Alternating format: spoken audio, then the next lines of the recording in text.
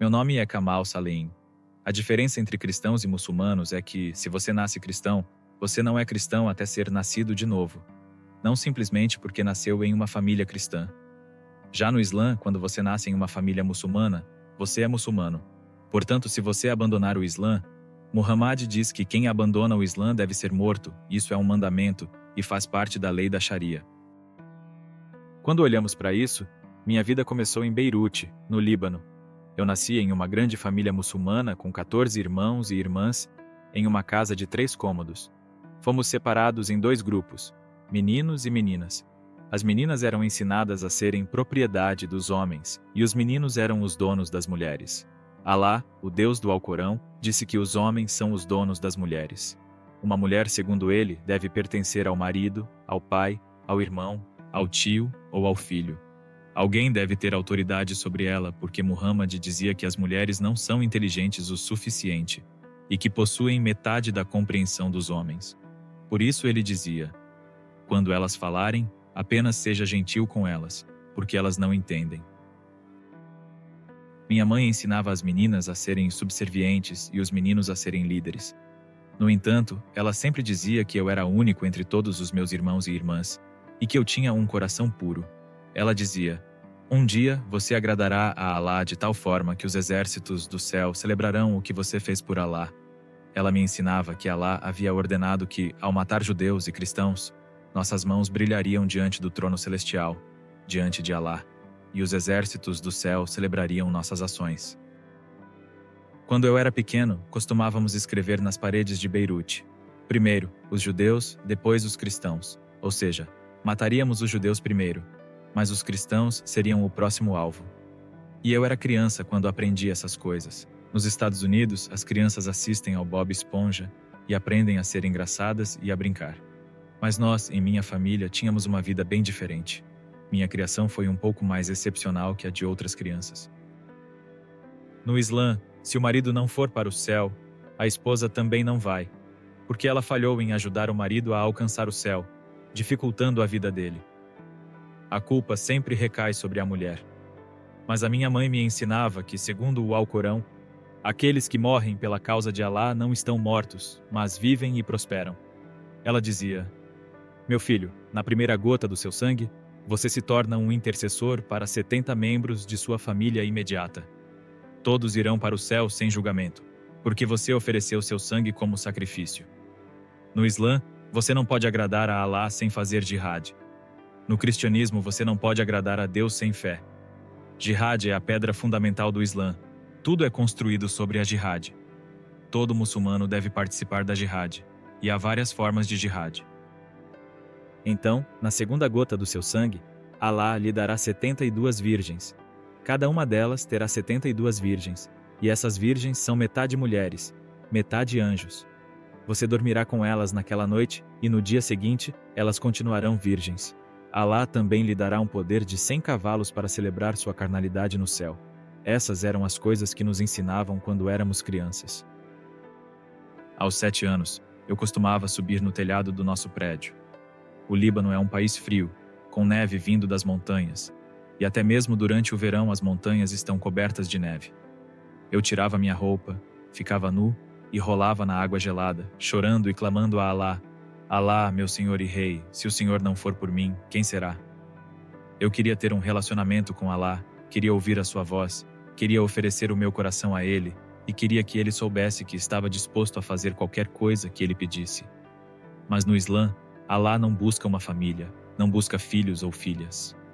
Ele busca escravos, e os maiores escravos são aqueles que se oferecem como mártires, aqueles que se matam matando outras pessoas, como no 11 de setembro, ou como o Hamas em Israel, estão oferecendo suas vidas como sacrifício. Minha vida me levou até lá, em Beirute, no Líbano. Agora eu estava ficando mais velho, mas não era uma criança brilhante. Eu não era inteligente entre meus 14 irmãos e irmãs. Um dia, cheguei em casa com meu boletim escolar, e a professora escreveu que eu não era capaz de entender, que não tinha compreensão, que não tinha capacidade para ser estudante. Ela colocou um X no papel, e minha mãe entregou a avaliação ao meu pai. Naquele dia, meu pai me disse, palavra por palavra: Eu queria que você fosse uma menina. Assim eu já teria me livrado de você. Porque no Islã, se você tem 6 anos, pode ser oferecida em casamento como uma criança. Mas como você é um menino, estou amaldiçoado por sua causa e não sei o que fazer com você. Se você tiver que viver nesta casa, terá que trabalhar. Foi aí que eu soube pela primeira vez que, além de meu Deus não ter nada a ver comigo e eu ser um órfão de Deus, eu também era órfão da minha família. Minha maior raiva era em relação à minha mãe, porque ela era quem me amava, e eu a amava muito. Eu estava disposto a dar minha vida por ela, mas ela não me defendeu diante de meu pai. Então, comecei a trabalhar 6 dias por semana, do amanhecer ao anoitecer, por $2 por semana, e enfrentei muitas dificuldades. Até que um dia fui severamente espancado 3 vezes e me escondi em uma mesquita. Um grupo de imãs muçulmanos veio e me protegeu, e se tornaram meus protetores. Eles eram muçulmanos sunitas como eu. Naquele dia, fui espancado por muçulmanos xiitas, curdos e cristãos armênios. Esses imãs me acolheram e começaram a me treinar para a jihad cultural, para a jihad civilizatória. Isso me deixava furioso, porque uma das nossas crenças era que os cristãos eram muito abençoados financeiramente, mas não se importavam conosco, os muçulmanos. Eles não queriam compartilhar sua fé, nem suas finanças, nem o que Deus lhes tinha dado. Então, nós sabíamos que a religião deles era falsa. Nosso ódio pelos cristãos só aumentava. Com isso, minha vida seguiu o caminho de ser treinado na mesquita, aprendendo a atirar com uma pistola, a me defender e também como enganar uma cultura de dentro para fora, como mudar a cultura e de que forma. Um homem de grande poder veio e falou em nossa mesquita. Seu nome era Abu Yusuf. Ele era a mão direita de Yasser Arafat e disse que o Islã não era nada sem a espada. Ele disse que a única coisa que faria o Islã grande era a metralhadora, a espada. Todo o grupo se uniu, e eu era o mais jovem. Com 7 anos, eu atirei pela primeira vez com um AK-47 em um campo de treinamento. Foi assim que minha história começou. Mas não parou por aí. Eu também adorava o aço, o cheiro do aço. Meu pai era ferreiro, então eu amava o cheiro do aço em seu corpo quando ele chegava em casa, por causa do trabalho que ele fazia. E eu queria ser como ele. Mas, quando meu pai não se importou mais comigo, e eu atirei aquele AK-47, o aço e o AK-47 se tornaram um deus para mim, algo que poderia me proteger e que era mais forte que meu pai. Isso foi mudando minha identidade. Agora, eu estava sendo treinado. Com 7 anos, eu atirei pela primeira vez com uma arma .50, com um RPG, lança-foguetes. Aos 7 anos, fui enviado para Israel pelos sírios e palestinos para cumprir minha primeira missão, carregar esconderijos de armas para um ponto de encontro com pastores e entregar blocos de TNT e pistolas Makarov russas, junto com outras armas e munições. Eles amarraram as armas no ventre das ovelhas e as levaram para Israel, e se mataram matando judeus. Quando voltei para casa, fui recebido como herói. Eu passei de ninguém para recrutador. Eu me tornei, ainda criança, um recrutador de crianças. A melhor habilidade que eu tinha para recrutar crianças era identificar as crianças órfãs. Eu sabia como elas eram, como falavam, como viviam. Eu podia identificar uma criança órfã em qualquer lugar do mundo e dizer: aqui está uma criança órfã. Então, essas crianças estavam sendo usadas para carregar bombas, porque não tinham nada. Meu pai e eu nos separamos naquele momento. Ele escolheu brincar com meus outros irmãos e irmãs e passar o tempo com eles, mas por alguma razão, eu não tinha mais nenhum relacionamento com ele. Isso me afastou ainda mais e por um tempo, eu queria dar minha vida. Eu queria morrer, porque sentia que não acrescentava nada ao mundo, só miséria, devido ao que meu pai me disse. Estou amaldiçoado por sua causa, e você não é inteligente o suficiente. Eu acreditei em tudo isso. Quero dizer, nossos pais nos moldam, e eu estava aprendendo tudo isso. Agora, a morte se tornou um Deus para mim, e o martírio se tornou o jeito de viver, tornou-se o caminho, a verdade e a vida. Uma das afirmações na citação da Surá é que o dia do juízo não virá até que os muçulmanos lutem contra os judeus e os muçulmanos matem os judeus. Há todo um conceito de que os judeus se esconderão atrás das pedras e das árvores, e as árvores gritarão dizendo: "Ei, há um judeu aqui, venham e matem-no." Isso é muito importante, porque estamos definitivamente nos aproximando do fim dos tempos em nossa vida cristã. Mas, quando você observa tudo isso, precisa entender o conceito por trás. Disse que os dias do Islã não se concretizarão a menos que os muçulmanos se levantem. O que significa se levantar é jihad. Então, quando um muçulmano entra em jihad, como o Hamas fez em Israel, o que acontece é que as árvores e as pedras começarão a falar. Há um judeu escondido atrás de mim, venham matá-lo, muçulmano. Começamos a ouvir isso. Alá disse que seus favores estariam sobre nós para matar os judeus e os cristãos, e isso significa que é a grande comissão para nós. Alá disse no Alcorão: o que a sua mão direita possuir é seu, ou seja, isso é a sua herança. Portanto, quando você vai para a guerra, tudo o que você conquistar na guerra, como o ISIS, se torna seu para herdar. Até mesmo pessoas podem ser escravizadas. Você pode pegar o dinheiro delas, suas mulheres, seus filhos, suas terras, seu governo. Tudo isso é seu para tomar. Isso é parte da doutrina islâmica, uma doutrina que se relaciona com os últimos dias do Islã. Quando eu tinha 8 anos, recrutei meu melhor amigo, Muhammad, e a mãe dele, Fátima, que moravam no nosso bairro. Eu prometi a ela que traria ele de volta vivo, porque era fácil. Mas o povo judeu israelense sabia o que estávamos fazendo. Naquele dia, quando chegamos, a única coisa que eu conseguia ouvir era o zumbido das moscas por toda parte. Quando subi a colina, vi que o pastor e as ovelhas estavam mortos. Foi por isso que chamei meu primeiro livro de O Sangue do Cordeiro, minha autobiografia, porque quando descemos e começamos a andar, eles começaram a nos atingir com tudo o que tinham. Seus morteiros, metralhadoras .50, snipers, eles nos atacaram com tudo. Muhammad, meu melhor amigo, foi atingido e teve a traqueia cortada. Ele caiu no chão e eu estava chorando. Mãe, essa foi a infância a qual fui exposto. Eu estava assistindo a isso. Quando você vê tudo isso, muda sua identidade e preenche sua vida com a escuridão presente e a mentalidade de assassinato. Você quer matar e ser morto. Foi isso o que aconteceu comigo. Algo aconteceu comigo e eu não coloquei isso no livro porque não tinha certeza se deveria. Mas quando eu tinha 7 ou 8 anos, um homem vestido de branco veio e me salvou. Ele me pegou pela gola da camisa e apareceu na minha vida muitas e muitas vezes, me salvando repetidamente. Mas houve algo mais. Quando fomos para o leste da Europa, fomos para a Romênia, onde fomos treinados pelas forças especiais russas, como usar botes Zodiac e como realizar invasões. Nosso trabalho não era voltar. Nosso trabalho era ir, matar, fazer exatamente o que o Hamas fez. Matar o máximo de pessoas possível, conquistar a terra, matar policiais, infiltrar bombas, até que todos nós estivéssemos mortos. Quando chegamos à Baía de Haifa, algo aconteceu. Eles descobriram que estávamos chegando e nos atacaram com tudo o que tinham.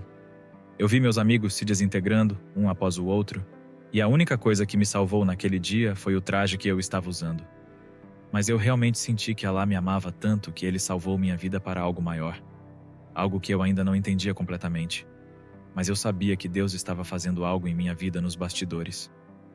Foi por isso que vivi meu testemunho. Nós temos um ditado no Oriente Médio, especialmente na cultura muçulmana: o inimigo do meu inimigo é meu amigo. Então, nos unimos em torno do que chamamos de ismos.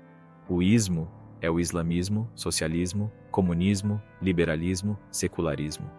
Todos esses nos unimos para vencer a guerra e depois, quando ganharmos, podemos nos voltar contra eles e eliminá-los. O que está acontecendo nas ruas dos Estados Unidos e no resto do mundo, muitas pessoas que estão marchando não sabem como os muçulmanos as estão usando. Temos um ditado para isso. Usamos a outra cultura como idiotas úteis. É assim que os chamamos. Usamos essas pessoas para fazer o que queremos. No final das contas, elas acabam se machucando, sendo feridas, enquanto nós cumprimos o nosso propósito.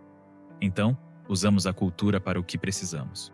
Isso é parte da propaganda islâmica, faz parte da intifada, e também do que chamamos de jihad cultural, que é a jihad que se move para dentro da cultura e começa a moldá-la.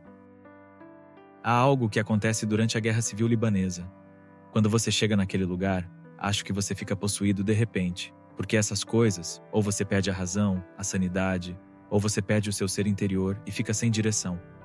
Eu sabia que aquela era uma guerra perdida, porque quando os cristãos estavam perdendo para nós, muçulmanos, na época, os israelenses vieram e os ajudaram, derrotando-nos. Então nós sabíamos que os melhores amigos dos cristãos eram os judeus. Sabíamos que precisávamos nos livrar dos judeus e depois eliminar os cristãos. Mas o meu ódio pelos cristãos era tão forte, porque até quando cheguei aos Estados Unidos, descobri que a igreja americana era complacente e cúmplice. Eles são complacentes, não querem fazer o que precisa ser feito. Estão felizes com as bênçãos que Deus deu a eles e acham que está tudo bem não se envolver com mais nada. E, em segundo lugar, eles são cúmplices porque não concordam nem discordam. Concordam com a cultura e fazem tudo seguir em frente contra as futuras gerações de nossa nação, especificamente o movimento cristão. Então, tínhamos essa hostilidade dentro de nós. Achávamos que essas pessoas eram egoístas. Eles acreditavam que seu Deus lhes pertencia e a mais ninguém. E que ele era o melhor Deus de todos, porque ele voltaria para eles e para mais ninguém. Então vimos isso como um Deus discriminatório. Nós estávamos planejando matar um grupo de soldados cristãos, e esses soldados estavam totalmente despreparados para o ataque. Mas então eu ouvi uma voz que disse: "Não os toque, eles são meus." Eu não sabia quem era naquela época, porque não pensei que fosse Alá. Se fosse Alá, ele teria dito "mate-os", se fosse ele falando. Mas eu sabia que Alá não fala. Como eu disse antes, Alá não busca uma família, filhos ou filhas. Ele busca escravos, mártires. Então, quando ouvi isso, uma grande sensação de medo tomou conta do meu coração, porque o que isso fez comigo foi que eu pensei: o Deus deles está protegendo-os. E quando ouvi isso mais de uma vez, eu sabia que eu precisava recuar. Eu realmente parei o ataque. Eu estava no comando do ataque do grupo Fatah, que era o grupo sírio, e outros grupos estavam no comando também. Isso quase me custou a vida. Eu fui baleado nas costas naquele dia, porque eu parei o ataque. Foi a consequência de ter ouvido aquela voz que dizia: "Não os toque, não os toque." E eles realmente pareciam estar com suas famílias. Eles tinham cruzes, estavam comendo, celebrando, e fizemos um tratado de paz com eles. O tratado que fizemos com eles era válido, mas quebramos o tratado para ir matá-los, porque não podemos fazer paz no Islã. O que os muçulmanos fazem é chamado de Hudna. Hudna tem um limite de 10 anos, após o qual é necessário quebrá-lo. Então, quando os muçulmanos se tornam mais fortes, como estamos vendo em Israel hoje, eles pedem 3 dias para resetar. Bem, isso os empodera novamente para recomeçar a luta. Israel sabe que não pode parar isso. Quando fizemos Hudna, nós quebramos e estávamos prestes a matá-los, mas foi aí que o Deus deles falou dizendo: "Esses são meus amados." O soldado da jihad cultural ainda é um jihadista, ok? Ele tem a ideologia de um jihadista, mas usa um terno e vai a lugares com grandes presentes, seja para comprar o sistema educacional americano e começar a escrever um novo currículo, seja para começar a dar bilhões de dólares para universidades da Ivy League, a fim de mudar o rumo do futuro, ou ainda para enviar pessoas para se encontrar com professores e mandá-los para a Turquia e outros lugares para férias. Dessa forma, eles recebem uma abundância de recursos financeiros e voltam para começar a lidar com a propagação do socialismo, porque o socialismo é o que permitirá que a Sharia, a Constituição Islâmica, seja incorporada à Constituição Americana. Sem o socialismo, a religião islâmica não poderia se estabelecer, embora, agora, isso esteja acontecendo de maneira ilegal em várias cidades dos Estados Unidos, em estados dentro dos estados, onde operam sob o sistema da Sharia, chamadas de zonas da Sharia. Isso está acontecendo agora, e o que aconteceu na França e na Europa está se espalhando. Vemos agora que a Europa está em uma guerra civil, e estamos lutando pela nossa sobrevivência. Agora, isso está chegando aos Estados Unidos da América, e está acontecendo. Vemos o que está acontecendo nos Estados Unidos. Estamos vendo a terceira intifada. A primeira intifada aconteceu após os acordos de Oslo. A segunda veio depois disso. E agora, estamos na terceira. Essa é uma das estratégias de propaganda, mas esquecemos disso muito rápido. Então, nosso trabalho é controlar as 7 esferas de influência de uma nação, como governo, mídia, educação, banco, família, TV. Você nomeia. Nós invadimos a cultura e a transformamos. A melhor maneira de fazer isso é começar no topo da cultura e inundá-la de cima para baixo. Nós observamos a igreja cristã. Cada vez que a igreja cristã se retirava, sabíamos que seria uma oportunidade para nós. Monitoramos estrategicamente para onde a igreja cristã estava se retirando e sabíamos que lá era o momento certo para agir. Um exemplo disso foi o sistema prisional. Muitas igrejas costumavam ir para o sistema prisional, mas pararam de fazer isso. Então, os islamistas começaram a ir. Eles alimentavam os guardas e os prisioneiros, mas então começamos a observar os bairros mais pobres, porque foi ali que nos escondemos. Quando vimos que o povo cristão estava faminto nas ruas da América, morrendo de fome, oferecendo uma pequena sacola com 5 quilos de arroz e 2 galões de leite, isso mudou o coração de muitas pessoas, que passaram a aceitar o Islã. Então, estávamos observando a cultura. Fomos atrás da comunidade afro-americana, porque sabíamos que eles estavam em uma situação difícil e podíamos mudar a cultura de dentro, começando com eles, recrutando-os contra esta nação. Tentamos também com os hispânicos, mas muitos deles são cristãos sólidos, então não conseguimos mudá-los. Depois fomos para as universidades. Foi lá que começamos a mudar tudo. A frente que surgiu ali é chamada de Associação de Estudantes Muçulmanos. É um braço da Irmandade Muçulmana. A Irmandade Muçulmana ganhou poder em 1958, e seu objetivo é estabelecer a islamização e criar o que chamam de Umma, que significa um mundo sob Alá, ou seja, um mundo islâmico sob Alá. A Umma é o Estado Islâmico, e quando a Sharia for estabelecida em todas as nações, o Islã poderá controlar o mundo. O Islã tem uma meta muito estratégica de dominação mundial, um manifesto. Eles têm um manifesto completo, com uma estratégia de 5 etapas sobre como vão avançar e afetar a cultura de dentro para fora. Isso foi descoberto durante o governo de George W. Bush, quando foi encontrado o julgamento da Fundação Terra Santa. Todos deveriam pesquisar isso, porque foi nesse julgamento que descobriram o manifesto e como a Irmandade Muçulmana planejava destruir a América. Agora, algo que os radicais muçulmanos estavam envolvidos era o mapeamento. O mapeamento é saber os pontos fortes e fracos de uma nação, porque acreditamos que há uma hora zero se aproximando, quando um muçulmano nasce na nação e começa a migrar. Quando a nação abre suas portas para a migração islâmica, cedo ou tarde, eles terão a vantagem. Estarão no exército, no governo estadual, em todos os níveis, até no sistema judiciário. Acreditamos que, mais cedo ou mais tarde, teremos poder na Suprema Corte, quando a Sharia for implementada na América. Mapeamento é saber onde está a rede elétrica, quantos setores ela tem e onde estão localizados. Qual é o núcleo deles? Como se você puder desligar um setor, pode desligar outros 4. Também envolve saber onde está o sistema de purificação de água, onde estão os generais, os líderes judeus, os líderes cristãos, onde essas pessoas moram, onde elas estão e como elas vivem. Muitos muçulmanos, à noite, vão rezar em direção a essas casas. Eles vão no meio da noite, se posicionam em frente às casas e rezam voltados para elas, para espalhar o terror no coração dessas pessoas. O mapeamento é saber onde os ônibus estão, por quê? Por que parar um ônibus e matar pessoas com ele, quando você pode entrar nele, colocar uma arma na mão do motorista e capturar todas aquelas crianças antes que elas cheguem à escola? Existem muitas estratégias dentro disso. O 11 de setembro, achávamos que seria o começo de algo maior, mas não se concretizou.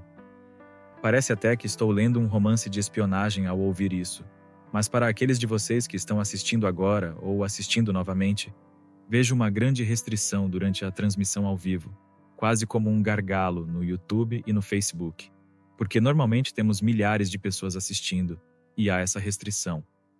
No momento em que expomos as obras das trevas, o inimigo não quer que isso seja ouvido. Então, para vocês que estão assistindo ou revendo, compartilhem. Não é um tema positivo, mas logo vamos chegar à parte boa, ao poder redentor de Jesus. Mas agora precisamos estar cientes disso.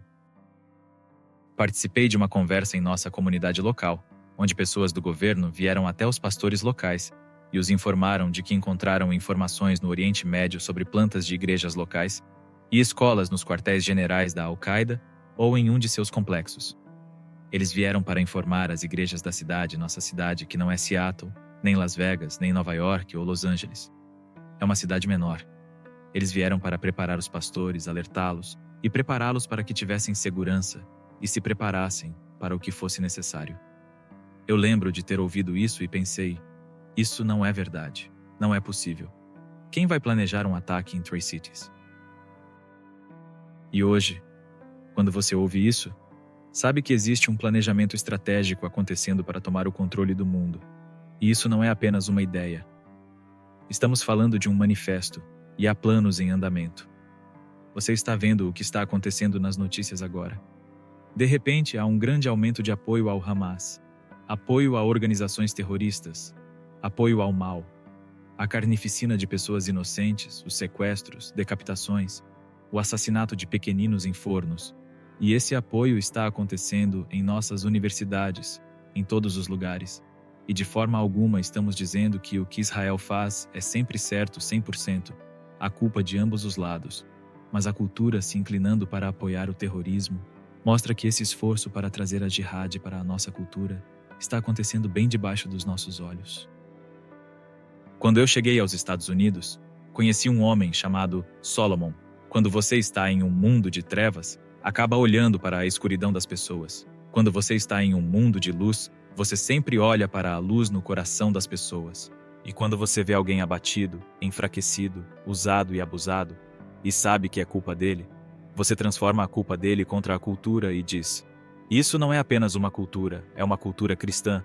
E essas são pessoas cristãs brancas que queriam fazer isso com você, porque não querem que você tenha sucesso, ou esperança, ou um futuro. Então, seu fim, eles querem que você fique viciado, que vá para a prisão, que fique atrás das grades. E você instila isso. Agora vamos fazer de você o chefe da sua nação. Nós vamos fazer de você um líder e um governante, porque você é a primeira pessoa que foi muçulmana, sabe? Quando chegou a essa nação e foi comprada como escravo, e a transformaram em cristão, gostando ou não. Então, com isso, eles compraram essa ideia. Foi algo assim, porque o ódio se alimenta de ódio. Se você der ódio, mais ódio ele aceitará, e então, com isso, eles acabarão aceitando se converter ao Islã. Mais cedo ou mais tarde, eles irão se juntar ao grupo no sistema penitenciário, onde o imã irá ensinar sobre o Islã radical. E pouco a pouco, quando terminarem, o que eu disse antes sobre os manifestos e os planos encontrados em um campo como o da Al-Qaeda ou do ISIS, eles estavam aqui nos Estados Unidos da América. Não estavam no exterior, estavam bem aqui. Temos acampamentos de pessoas desses grupos em nosso território. Eles têm zonas em várias áreas, e eu não quero falar sobre essas áreas, mas elas estão aqui nos Estados Unidos, e muitas das pessoas que saem da prisão vão para lá. Então, eu converti esse cara, Solomon, e ele acabou indo para a prisão. Eu falei a ele sobre a Irmandade Muçulmana. Eles estavam ajudando ele na prisão. Os imãs iam até as prisões. Eles atendiam às necessidades deles, tinham estudos do Alcorão, estudos islâmicos, e aconteciam semanalmente, ou até 2 vezes por semana.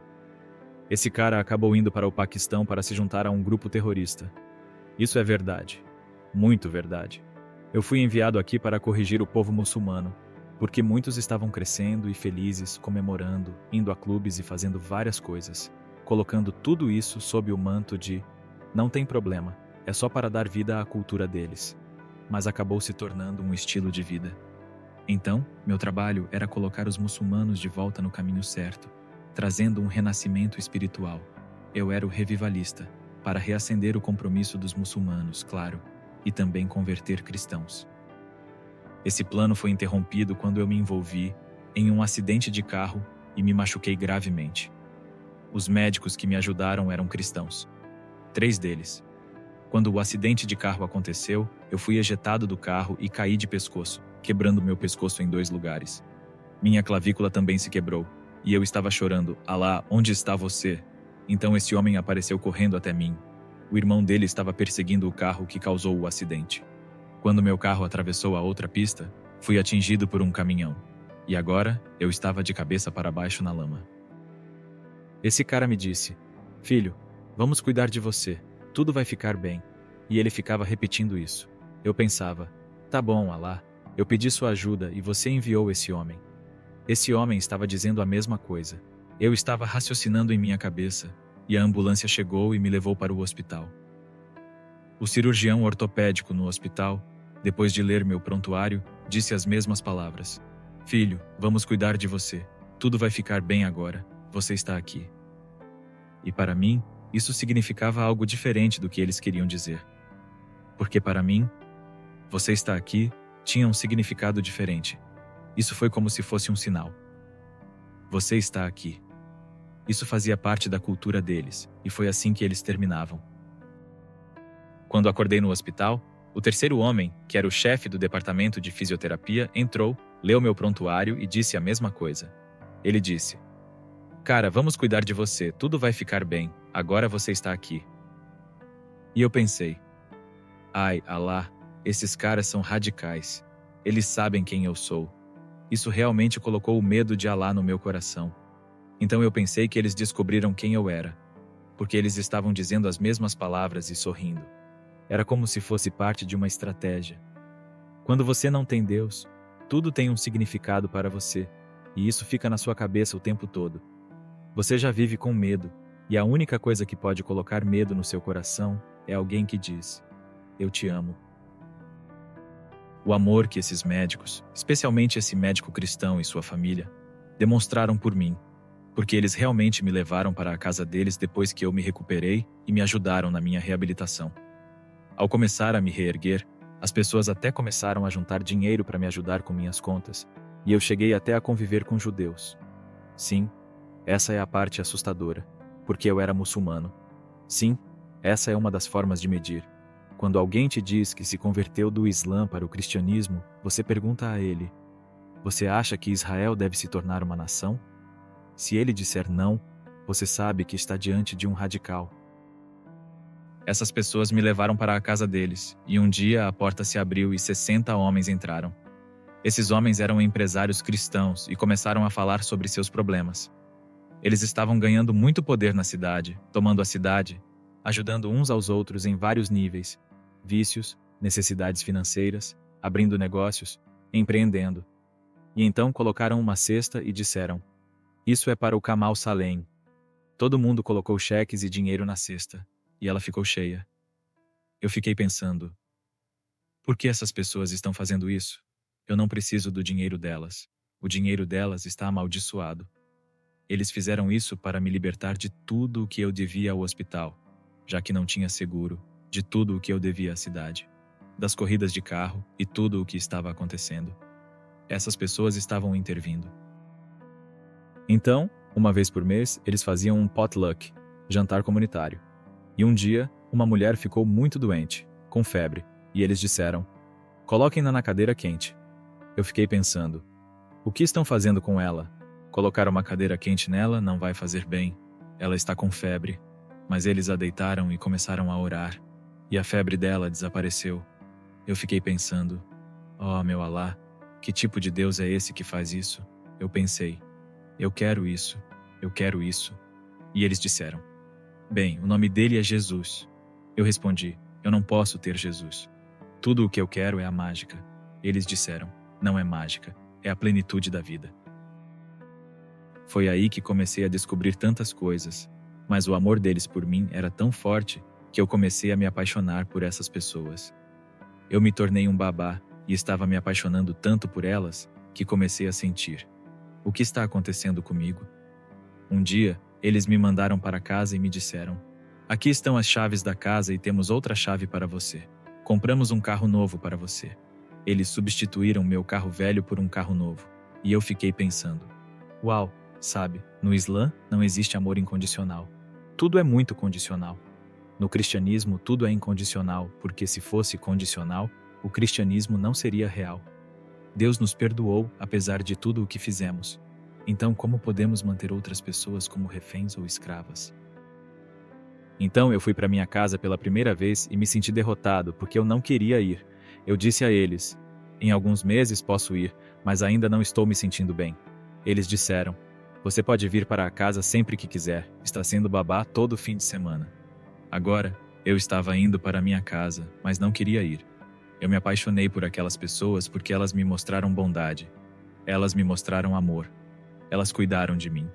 Não se tratava do dinheiro, porque eu tinha mais dinheiro do que todos eles na época. Eu estava apoiado pelo dinheiro saudita. Mas essas pessoas deram de acordo com suas necessidades, deram de acordo com o que queriam.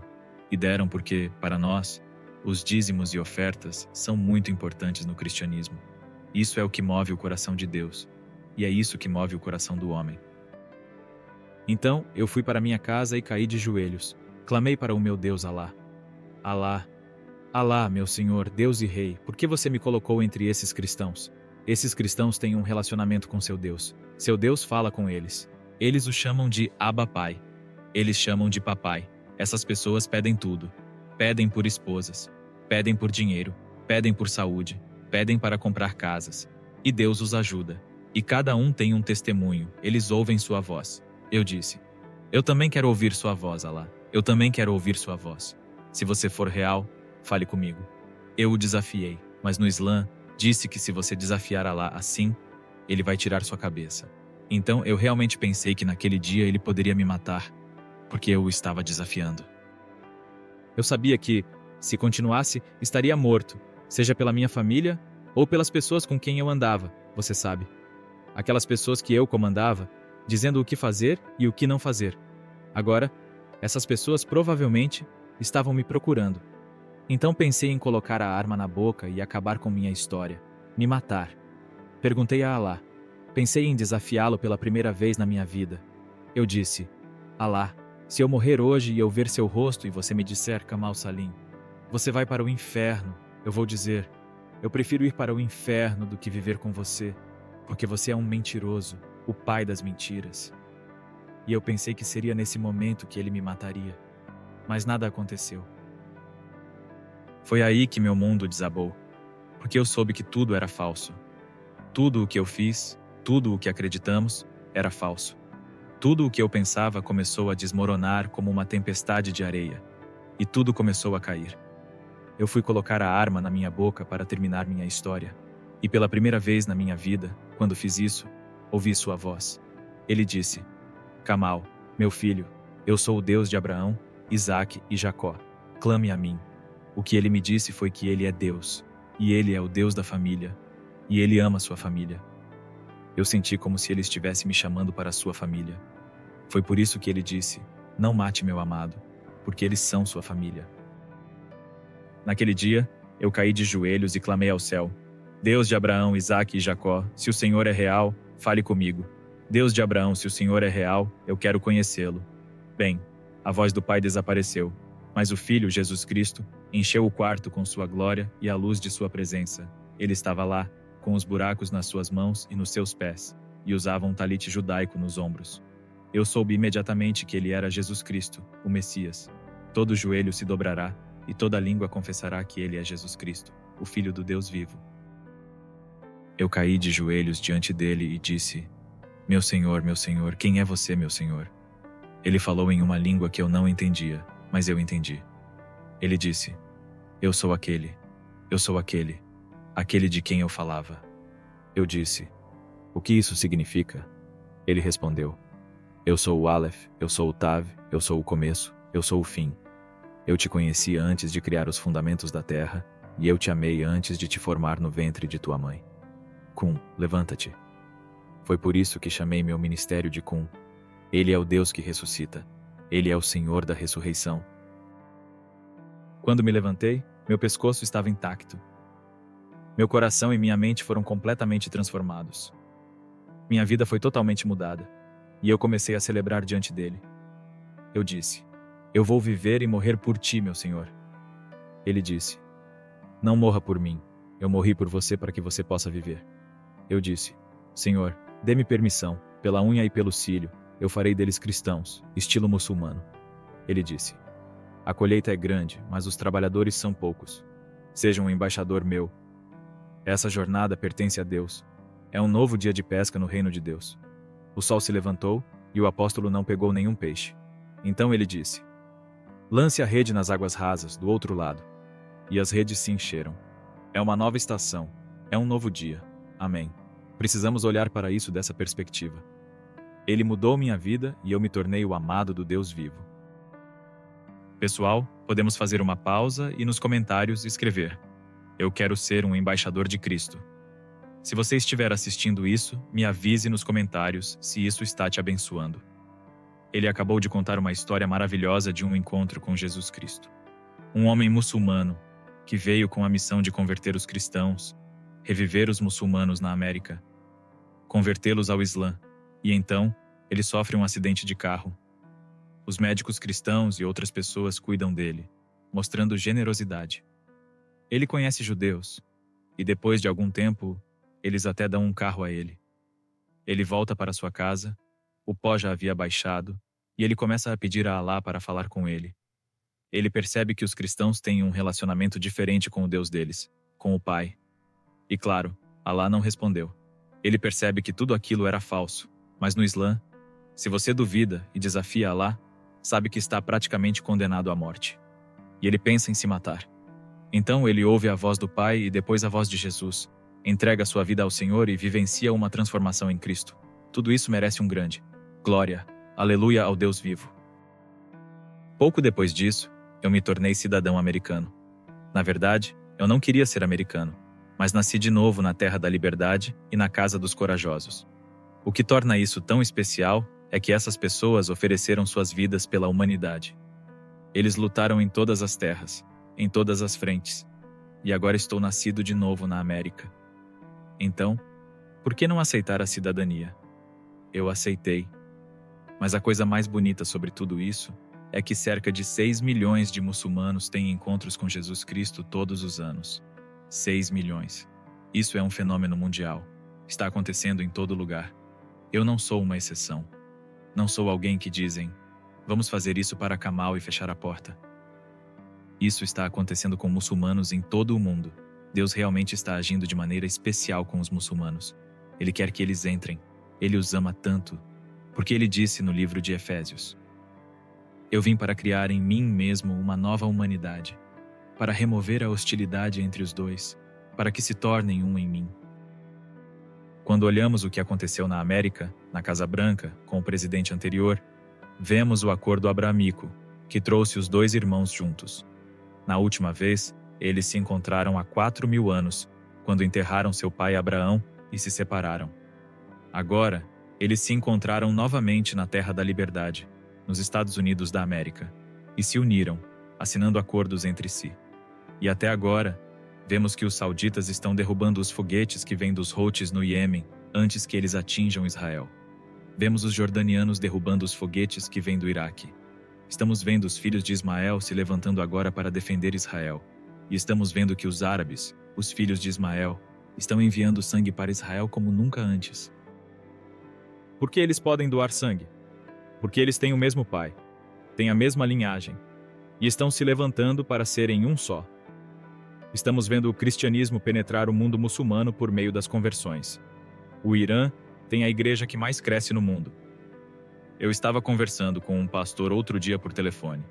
Ele disse: temos cerca de 3.000 conversões todo mês. Ele disse que esse é o número de pessoas se convertendo. 3.000 não é um número pequeno, é muito. Isso é um número muito grande, eles estão vendo muçulmanos jogando seus alcorões na água.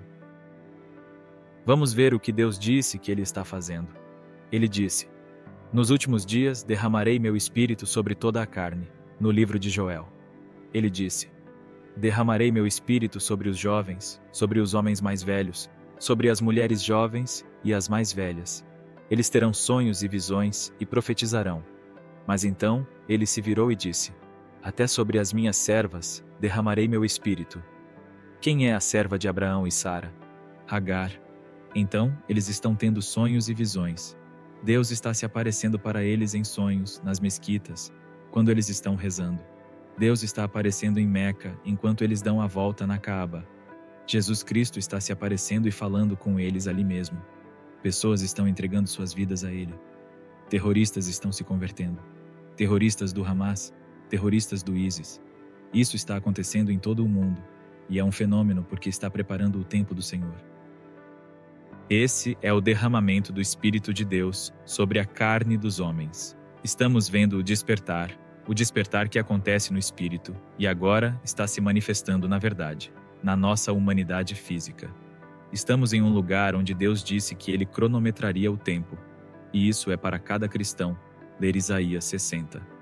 Ele disse: levanta-te e resplandece, pois a tua luz chegou, e a glória do Deus vivo se levantou sobre ti.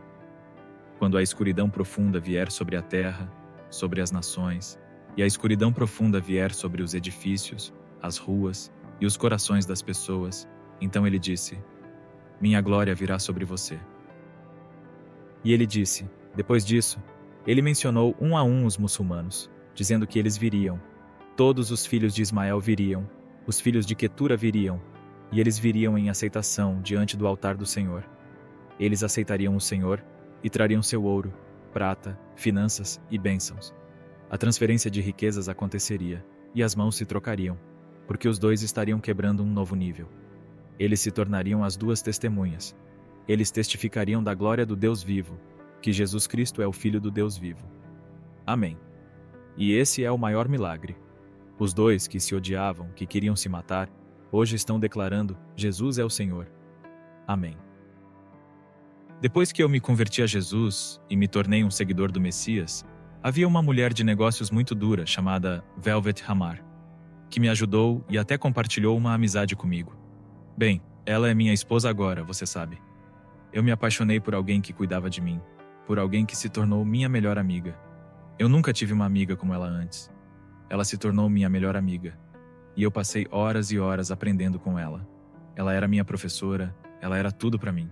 Ela era até minha chefe no trabalho, mas agora estamos casados há 33 anos. Temos muitos netos e bisnetos, e somos muito abençoados. Uma coisa que vejo agora é que nos círculos cristãos não há muitos filhos. Eles não geram filhos. Quero dizer, vemos conversões, mas não vemos filhos sendo criados e nascendo. E o que vemos no Islã é muito grande, porque o Islã cresce principalmente através de filhos, através de nascimentos naturais, assim como há jihad cultural e evangelismo que eles fazem. E eu acho que estou vendo um grande aumento da religião islâmica em todo o mundo, porque eles têm filhos. Eles têm muitos filhos. Eles também têm regras muito fortes e rígidas para as famílias. E até quando estive no Egito no ano passado, a pessoa que nos guiava falou muito negativamente contra a América, contra sua agenda woke, a propaganda que está indo por Hollywood, Disney e empurrando as ideologias da comunidade LGBT. Eles eram muito resistentes a isso, e vejo isso se espalhando pelo mundo. Os muçulmanos são feitos à imagem de Deus, assim como você e eu. Deus amou tanto o mundo que ele deu sua própria imagem e criou a humanidade à sua imagem. E quando olhamos para a criação de Deus, Deus ama as pessoas tanto que ele ofereceu sua vida como sacrifício. A primeira coisa é: você está orando por essas pessoas? Porque minha forte crença é que a maior falha na vida é a falha na oração.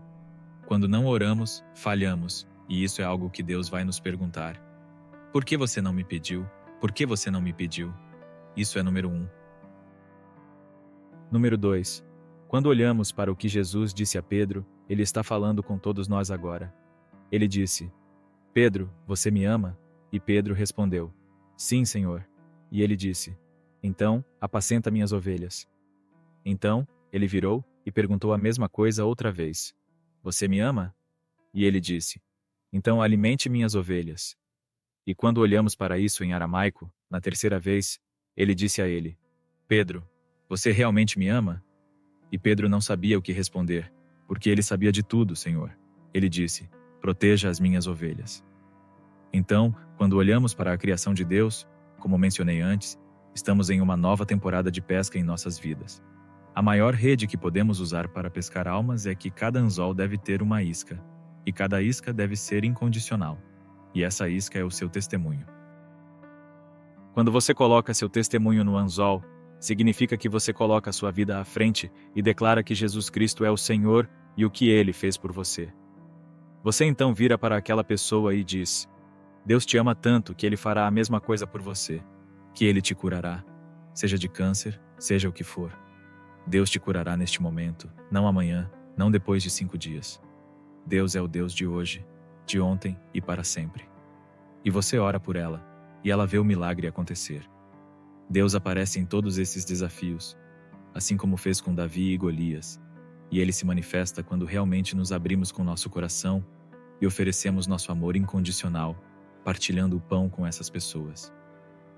Jesus partiu o pão com os pecadores. Os muçulmanos estão esperando do outro lado, se perguntando: quando será que o cristão vai me convidar para a mesa do Deus vivo? Jesus contou a história de um grande homem que enviou seu servo e disse: Traga todos, convide todos para virem e se alimentar da minha mesa. Bem, a mesa onde nos sentamos é a mesa do Deus vivo. Tudo o que temos é um privilégio de Deus, é uma dádiva de Deus. Não há nada que façamos como cristãos que seja fora de Deus, porque viemos nus e viveremos nus. O que aconteceu foi que, quando eles voltaram e disseram: "Bem, o seu povo está ocupado, estão indo para o campo, estão indo para o casamento", ele disse: "Vão para as estradas e vielas. Agora estamos estendendo o convite a todos." Escrevi um livro chamado Ismael Redimido, Chamados ao Reino. Como Deus está trazendo os muçulmanos aos milhões para o seu mundo como cristãos. Por quê? Porque Deus os ama tanto e os está trazendo para dentro. E para aqueles que estão estendendo a mão e trazendo as pessoas, é a mesma coisa que aconteceu nos dias de Noé, estendendo a vida para essas pessoas, convidando-as para o barco, para que possam ter uma nova vida, porque é um novo começo para elas. Então, quando partilhamos o pão com eles, comemos com eles, levamos algo doce para eles. Não leve carne de porco ou bacon. Leve algo realmente bom, como bolo, torta, chá doce. Eles adoram essas coisas. Baklava, sabe? Todas essas coisas. Isso abrirá o coração deles. E quando eles virem que você se importa, o próximo passo será eles baterem à sua porta para pedir de tudo. Amém. Amém. Essas são recomendações práticas, de relacionamento. Meus irmãos e irmãs, Deus ama tanto vocês, que não há ninguém maior do que o outro. Todos são iguais aos olhos de Deus. Deus não comete erros. Ele não criou o povo judeu e depois mudou de ideia, porque ele conhece o fim desde o começo. Ele não criou os cristãos para substituir os judeus, nem criou os muçulmanos para substituir os cristãos. Deus amou a humanidade. Até hoje você oferece sacrifício pelos seus pecados. Uma vez por ano, você oferece o cordeiro, a pomba, o cabrito, ou qualquer outro animal que você mate para o Senhor. Jesus Cristo se tornou o Cordeiro de Deus. Deus o enviou porque ele era imaculado. Ele não tinha manchas, não tinha rugas. Ele era limpo, sem pecado. Ele ofereceu seu filho, que é limpo, jovem, sem pecado, nunca matou, nunca se casou, nunca falou palavras de ódio, e ele ofereceu sua vida como sacrifício por todos aqueles que creem nele. Por que ele quer que você acredite nele? Porque ele é Deus e ele é o Salvador. Como Deus poderia salvar a humanidade sem vir até nós, na nossa humanidade? Portanto, ele veio por meio do nascimento virginal, porque toda a humanidade estava manchada, era pecadora, mas ele veio de Deus, do nascimento virginal. Ele não tinha pecado e ofereceu sua vida por você e por mim. E hoje ele diz: "Vinde a mim e eu vos darei descanso." Aqui está você, em um lugar onde não tem certeza. Você provavelmente está em apuros, e às vezes não sabe o que Deus está fazendo. Deus está se movendo no mundo muçulmano, em todo o mundo. Ele está trazendo os muçulmanos. Eles estão vindo a Cristo, em todos os lugares. Cristo está se aparecendo para eles. Por quê? Porque ele os ama e os ama o suficiente. Então, por que ele está fazendo isso? Porque ele quer dar a você uma nova vida. Quando eu era muçulmano, eu tinha que morrer por Alá. Quando vim para Cristo, ele morreu por mim. Quando eu vim para Alá, eu era apenas um escravo. Quando vim para Cristo, sou um filho do Deus vivo. Quando eu vivia naquela outra vida, tudo era o oposto da verdade. O que é a verdade? Pergunte a Jesus Cristo se ele é a verdade. Diga: "Jesus, se você é real, eu quero ouvir a sua voz. Quero saber que você é a verdade." Isso é tudo o que você precisa dizer. Não precisa se converter do Islã. Tudo o que você tem a fazer é dizer: "Se você é real, mostre-me, me diga." Ele é um Deus amoroso, e na nossa fé cristã, a palavra de Deus diz: "Bata, e a porta será aberta para você. Busque, e você encontrará. Peça, e você receberá. Peça pela verdade, e você receberá a verdade." Deus te ama tanto, e se você acreditar nessa verdade, repita comigo: "Senhor Jesus, eu creio em Ti. Entre no meu coração como meu Senhor e Salvador. Eu te peço perdão pelos meus pecados, e te peço que me tome e me faça uma bênção segundo o Teu coração. Quero ser usado por Ti, em nome de Jesus. Amém." Se esse for o seu caso, eu te dou as boas-vindas à família do Deus vivo, e garanto que, se você está vivo, você está com Ele, e se você morrer, estará com Ele. Não há mais morte depois disso, você ressurgirá com Ele. Há uma garantia: quando você entrega sua vida a Ele, Ele também pertence a você. Você não precisa ir para o inferno para sacrificar por centenas ou milhares de anos para que seus pecados sejam purificados e você chegue ao céu. Hoje é o dia da salvação. e Ele pode te dar a liberdade que você procura. E se você tiver alguma doença, enfermidade ou qualquer necessidade, peço que entre em contato conosco e oraremos por você. Você verá o milagre de Deus. É uma promessa. Milagres estão acontecendo com o Deus vivo, enquanto todos os outros deuses têm promessas falsas. Este Deus vivo cumpre suas promessas. Amém. Obrigado por me ouvir, que Deus te abençoe. Todos os outros deuses falharam em suas promessas, mas este Deus cumpriu suas promessas.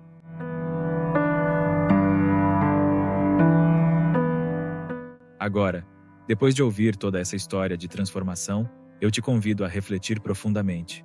Qual caminho você está escolhendo para a sua vida? Está pronto para experimentar uma mudança tão radical quanto a de Kamal?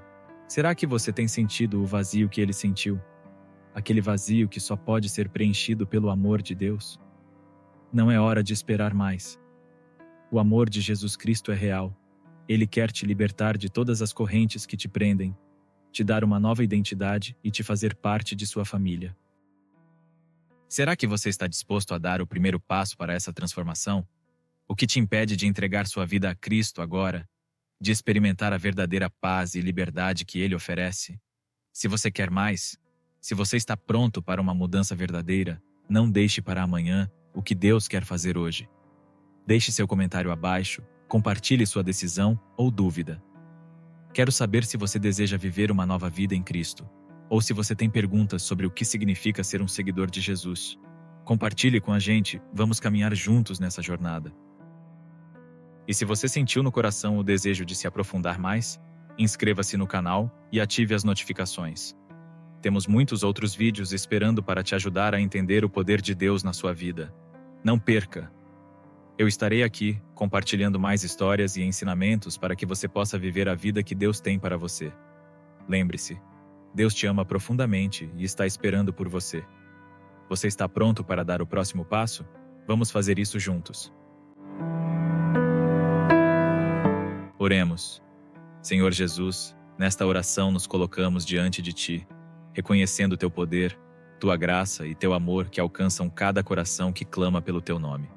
Que a Tua presença envolva agora, de forma especial, todos aqueles que têm sustentado esta obra com fidelidade e coração generoso. Abençoa, Senhor, a vida da Esther de Jesus. Que a Tua paz cubra sua casa e que a Tua mão poderosa guarde cada membro de sua família. Fortalece sua fé e derrama sobre ela renovação diária. Da mesma forma, cuida com carinho da Sueli Barros. Que ela sinta o Teu amor restaurador e encontre em Ti direção, consolo e força para cada passo de sua caminhada. Olha também para o coração do Newton Colorado, Senhor. Que ele seja cercado pela Tua proteção, iluminado pela Tua sabedoria e sustentado pela Tua presença em todos os momentos. Coloca sob Teu cuidado, Pai, a Clarete Veloso e sua família. Que haja unidade, saúde, provisão e graça abundante sobre o lar deles. E que cada um experimente a Tua fidelidade de maneira profunda. E abençoa o Neil Gunther, alcançando sua vida com esperança renovada. Que ele seja fortalecido e guiado pelo Espírito Santo, encontrando em Ti as respostas e a paz que busca. Senhor, que cada nome aqui apresentado seja tocado pela Tua mão poderosa. Que o Teu amor restaure, cure, proteja e renove.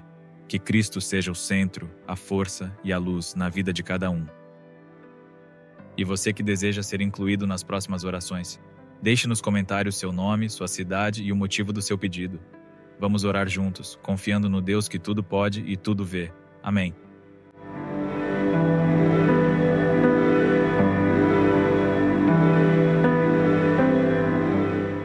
Sair do clube de striptease foi a coisa mais difícil que já fiz na minha vida. Depois daquele dia, parei de ir ao clube até que comecei a me preocupar com minhas finanças.